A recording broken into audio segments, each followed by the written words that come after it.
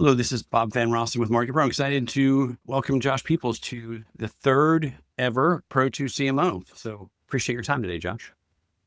Absolutely. Great to be here.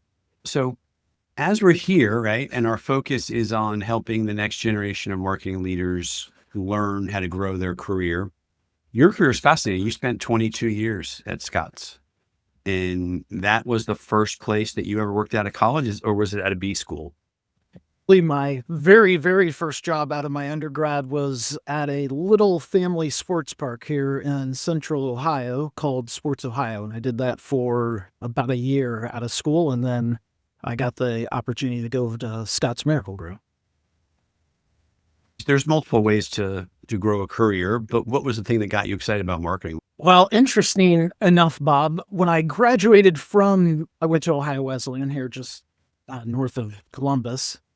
And when I graduated from there, I had a major in economic management and a minor in psychology. And I really didn't know what that meant or what to exactly do with that. But what I quickly learned is that's what's called marketing.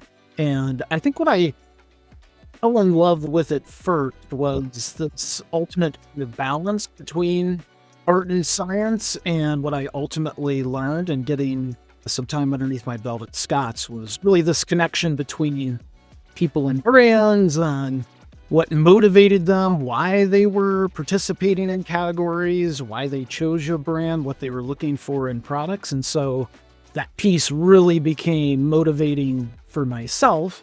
And then within marketing, especially at a very consumer marketing centric organization, being at the part of that and really bringing the consumer voice to the organization and getting to touch a lot of the pieces and parts. So that's kind of the start and what got me motivated by it. Nice. And so if you look back, right, when you were first starting out, if there's one thing that you know now that you wish you knew then, is there piece of advice you'd go back and give your earlier self?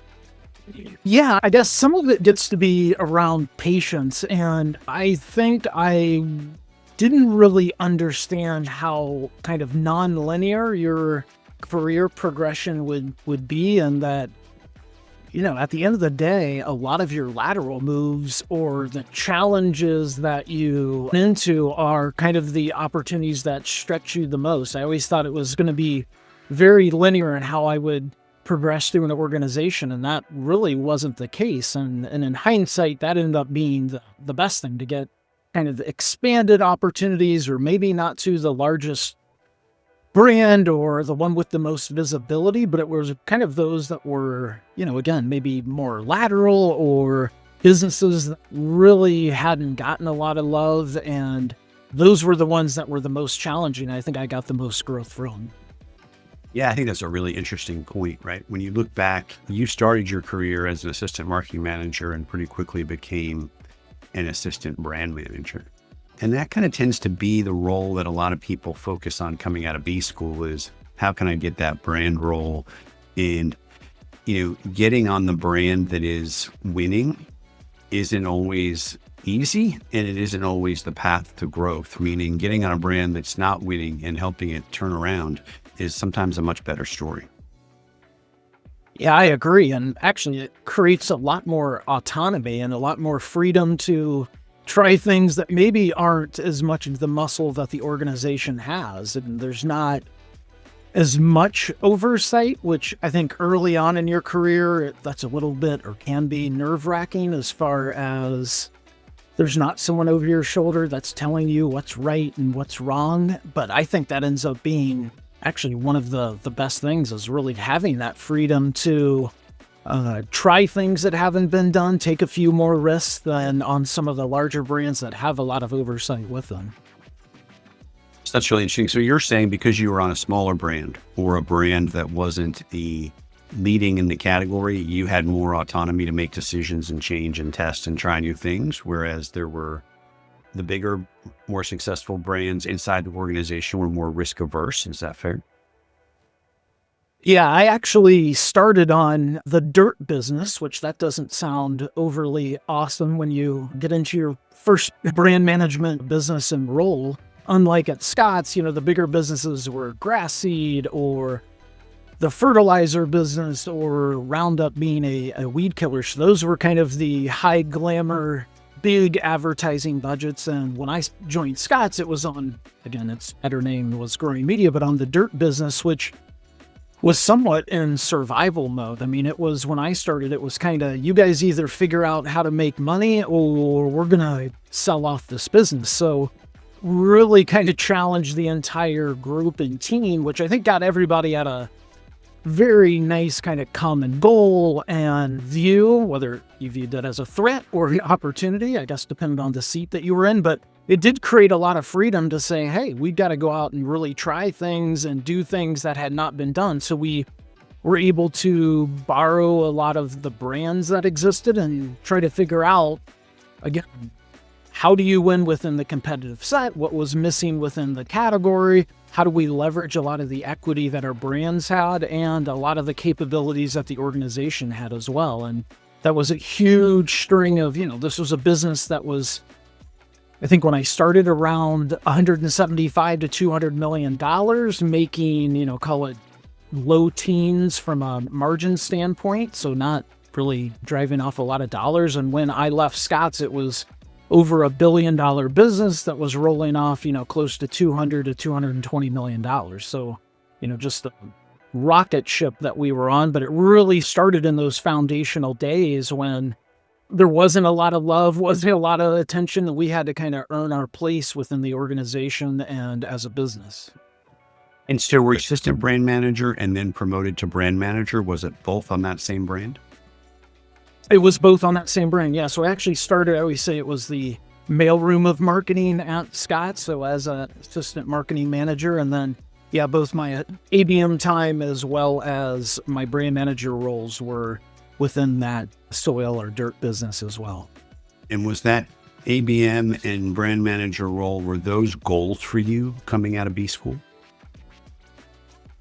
Yeah, I mean, I think one of the things that I was able to do was work at Scotts for about 3 years and then went and got my MBA, which I thought was actually really good for me because it gave me some time to get some real life experience and really be able to get a lot more out of B school just by having things that I could share, problems I'd actually run into within work to be able to get others' input. And then I could actually have something to say and be able to help others and get a lot more out of my school experience. So yeah, it was a lot of foundational things that not just helped me, I would say also as a marketer, but as an overall general manager and business lead as well. So you get a lot more, at least during my MBA, was a lot more into finance and general management and ultimately leadership as well. So those were all super beneficial during that time.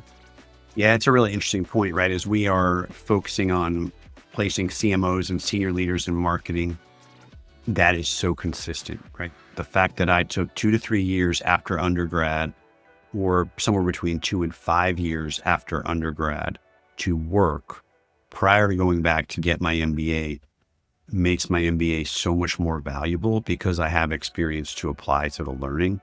In 9 out of 10 CMOs that we talk to who have an MBA took time in between. And meaning worked in between the time they were at from undergrad to B school. Yeah, and I think anytime that you're going to school and working at the same time, that also some good life management skills and project management and really how to think about how you're utilizing your time as well, which I think are great foundational pieces to have as you're not only getting into your working career, but ultimately, within your personal life as well. Yeah, and we've seen that both ways, right? We've seen people go work and take their MBA at the same time or leave and take some time off to get their MBA. And there's no right or wrong answer. That's just what you can do from a financial perspective. And it's also a question of what you can do from a schooling perspective. But the reality is having that time in between where you are working and learning something is invaluable. Yeah, absolutely. Well, and you learn how an organization is run and how to have interactions and the old, quote unquote, water cooler talk that happens as well. I think those are things that are super invaluable that you wouldn't necessarily get in a classroom. And so I mean, I think when you were coming out of, B school or undergrad, or, basically we're talking about the late 90s, right? And this was the career path, right? Assuming you want to go into a big CPG company, then you're going to go start as assistant brand manager and grow your career. Marketing's changed so much since then, right? And it's become so much more data driven and so much more digital focused. If you were starting today, would you start the same way or would you do it differently? Yeah, I mean, I would definitely lean into product management if I was doing it the same way. And I think the piece that I found very beneficial, and again, I don't know that I would have said this was my clear path that I had when I started, but I think if I was to fast forward and do it all over again today, I think that the product brand management is still a really ideal course to play in, because I do think you get the business acumen up front and really learning the entire business. You're getting to lead cross-functional teams and you learn how the business operates and how that works. And I think that gets to be totally, invaluable. And at the same time, you are being very customer or consumer centric in what you're doing. And at the end of the day, that's the piece that really matters, is understanding whether you're taking it through a creative lens or taking that through a data lens, which I think it's not kind of an either or, but the balance of the two. But having that lens and bringing that to the table, I think is imperative for any company, of who is that end user and really understanding them and their motivators and why they do what they do, why they would buy your stuff, and thus become the marketing tactics to get there. So I feel very lucky on not only where I started, how I started, and the role that I had, and of course working on, world-class brands within the home improvement, lawn and garden category. And, one of the things you talked about was the non-linear progression, right, of your career, and how that was somewhat different than what you might have anticipated as a younger professional. And I think that's where we see some challenges with every generation, but with the current generation that has always had an iPhone in their hand, right, and had access to information in ways that we never did. There seems to be more of an expectation of, I've been in this job for 18 months, and so now it's time for me to have a promotion. Or I've been in this job for 2 years. And it's not a question of time at the end of the day, right? You consistently got promoted, from assistant marketing manager to chief marketing officer at Scotts Miracle-Gro. What's the biggest thing that led through those promotions as far as performance, results, communication, leadership style? If you were to look back and say, these are some things that, went well for me, what do those look like? Yeah, I think one thing is not being fixated on how long you've been in the role and always seeking the promotion. I would say, and trust me, I've worked with many, many people that get fixated on that, start not to do the right thing and aren't focused on the right thing. And for me, it was a matter of, whenever I did feel like that, first of all, I always think, especially, of finding other projects you can work on, finding other areas where you can add value that's maybe outside of your current project list that you have or the current business that you're on, but continuing to take a broader kind of look of what's happening around the organization and areas that are, whether they're cross-brand or cross-functional, that you can get involved in and collaborate and be a part of. I'm always a believer of being curious, finding other areas that the organization either should be focused on or they are working on, but maybe it's not getting enough effort, and or just raising your hand and saying, hey, I'd love to be a part of that. I want to do that. I guarantee 99 times out of 100, your manager or others in the organization aren't going to tell you no. You'll get to be able to be a part of that. And I think with that, that gets you broader visibility. It gets you a greater understanding of where the organization is going and what they're doing. And then how can your brand or product line or business that you're working on then tap into that even more strongly. So I think it just gives you a better purview of not just being head down and, hey, I'm doing my job, I'm doing it really, really well. especially at higher performing organizations, a lot of people are doing really, really well. So how do you get the extra credit? How do you go beyond that? I think making sure you're proactive in seeking out those opportunities is key number one. And I did a lot of that. And I think I guess, a little bit blessed on that being inherent and just part of my personality and what I do. But I think if you don't have that, or that doesn't come naturally to you, seeking those opportunities out of the extra credit or what's beyond my current role, I think every organization and every manager either should be or is inviting of that. I think it's a critical point, right? You actually want to give more to the organization than what sits in your job description. You want to give more to the organization than what is, in your current purview by asking extra questions, by asking to be involved in things outside. It's going to give you more learning, right? It's going to give you higher visibility based on the fact that you're now interacting with more people. And it sends the message to the organization that you want to contribute to the greater good. So all those things come out of that.